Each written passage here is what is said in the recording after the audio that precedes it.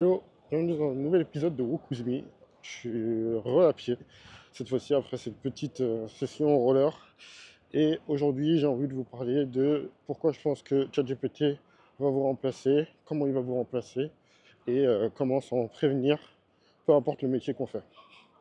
En toute chose, je me présente. Je suis Alex, fondateur de Better People. On accompagne les entreprises dans leur stratégie IA au quotidien sur des aspects de formation, recommandations stratégiques et implémentation technique. Aujourd'hui, je voulais vous parler de comment les IA de la famille de ChatGPT, ce ne sera pas forcément ChatGPT le grand gagnant de cette petite course, mais va sûrement vous remplacer, va grandement impacter votre métier, que vous ayez un métier qui soit manuel ou technique, et comment accompagner cette révolution technologique.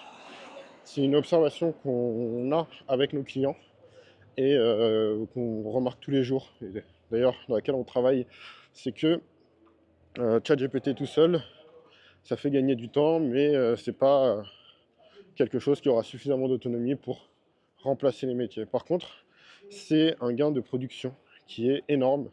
Et en fait, ce gain de production, c'est comme les outils de productivité, elle permet aux entreprises d'avoir des avantages concurrentiels hyper forts.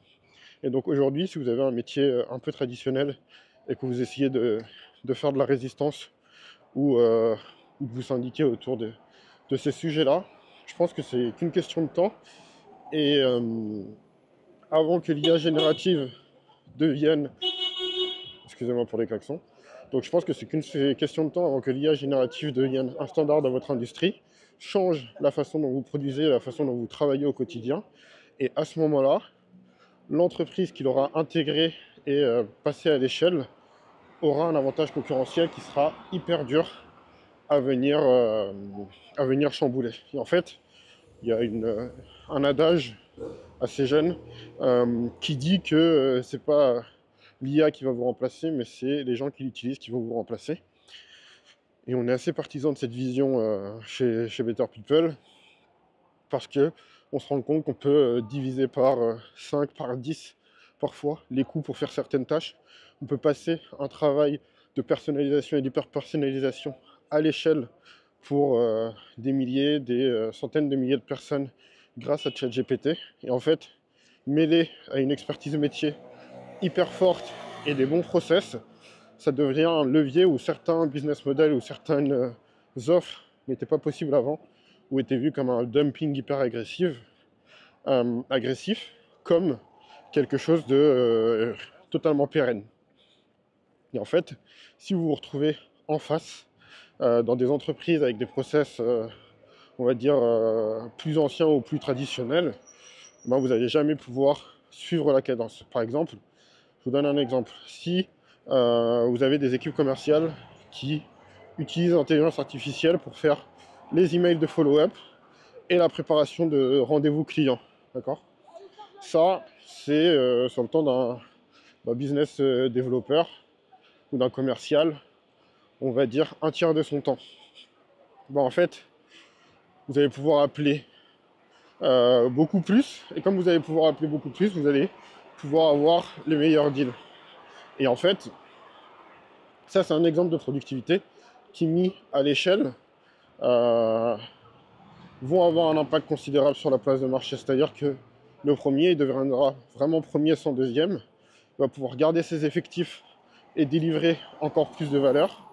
Si jamais il commence à vraiment dépasser ses concurrents, il va pouvoir faire de la fusion-acquisition. Et le seul truc qui va pouvoir vraiment freiner les entreprises qui intègrent bien l'IA, ça va être les autorités de la concurrence pour éviter que ça devienne des mastodontes trop importants.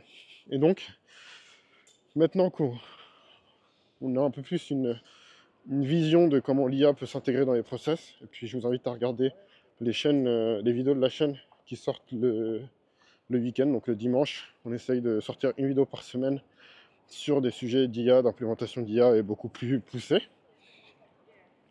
Comment s'en prévenir et comment faire en sorte de ne pas être remplacé par l'IA, mais plutôt d'être dans les entreprises qui vont gagner cette compétition financière.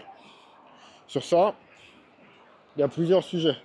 Le premier, c'est d'être dans des entreprises en croissance et dans des marchés porteurs, parce que ça va vous assurer une pérennité financière et économique, parce que vous serez dans des écosystèmes en croissance, vous êtes dans une entreprise avec des fondations solides, et vous allez vous adapter avec ces entreprises. Sinon, si vous êtes dans des entreprises beaucoup plus traditionnelles, c'est de ne pas attendre que cette révolution technologique vienne de votre management, mais de d'ores et déjà les utiliser. Ça veut dire, prenez votre abonnement ChatGPT en perso, attendez pas que ça soit payé par l'entreprise, et commencez à regarder dans votre quotidien toutes les tâches que vous pouvez faire avec de l'IA et qui sont favorisées par l'IA.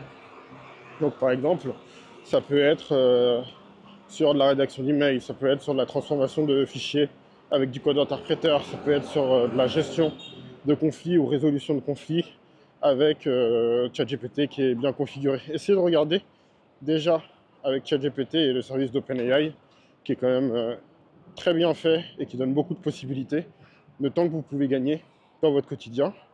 Et une fois que vous deviendrez le meilleur employé de votre service, le meilleur prestataire de votre service, vous allez avoir la meilleure capacité d'exécution et de production de votre service.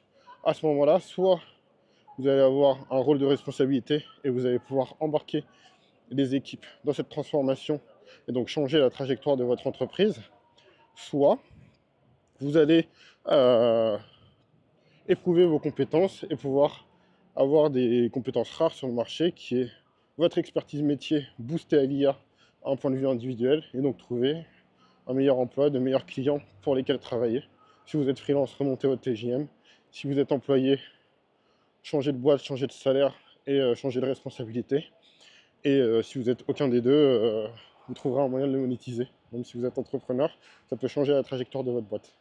Et donc, c'est hyper important de pouvoir faire ce travail personnellement, parce que aujourd'hui, l'autre truc aussi qu'on observe, c'est que les directions métiers, la plupart du temps, elles ne sont pas hyper refaites, elles sont très craintives par rapport à l'adoption de ces technologies. Alors ça s'accélère, mais elles restent très craintives. Et en fait, si les contributeurs individuels ou si les managers à leur échelle ne deviennent pas moteurs de ces sujets-là, ça va être compliqué d'être dans une entreprise porteuse et qui ne va pas se faire dépasser par quelques acteurs du marché qui auront compris comment l'exploiter. J'avais fait une vidéo sur le sujet, sur l'économie qui est super linéaire. Avec l'IA, ça se vérifie encore plus. C'est-à-dire que même des process qui étaient jusqu'à présent réservés aux humains et qui permettaient de limiter la croissance, parce que quand on a des boîtes de services, souvent elles vont moins croître que des boîtes de logiciels parce qu'il faut recruter les personnes, les former, les manager, etc. Et donc ça ralentit la croissance et la capacité de service des entreprises. Ben là, avec de l'intelligence artificielle, quand ça rentre bien dans les process, ça permet de passer à l'échelle des boîtes de services.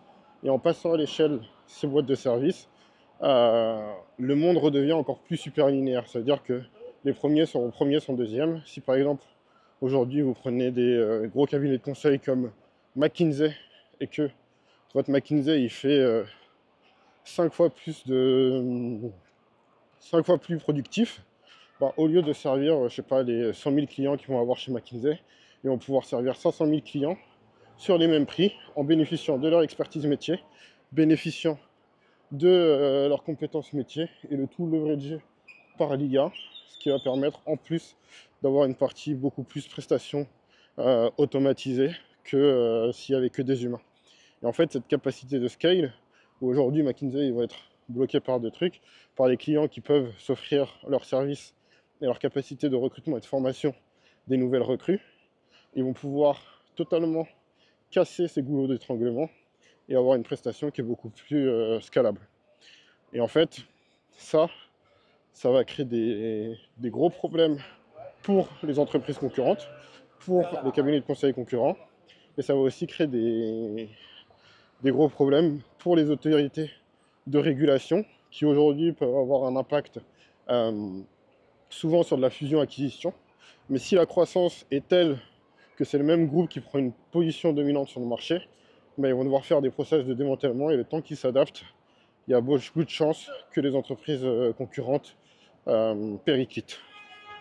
Voilà, c'était une vidéo un peu technique. J'ai trouvé le sujet juste avant d'allumer la caméra, mais je voulais en parler un petit peu. Si vous avez des questions, n'hésitez pas à me les poser en commentaire. N'hésitez pas à liker, partager la chaîne, ça nous aide à grossir, ça va nous aider à financer aussi des projets beaucoup plus gros et nous motiver plus que sur la partie financement. Si vous voulez travailler avec nous, n'hésitez pas à nous contacter. Et puis, je vous dis à la prochaine. Salut!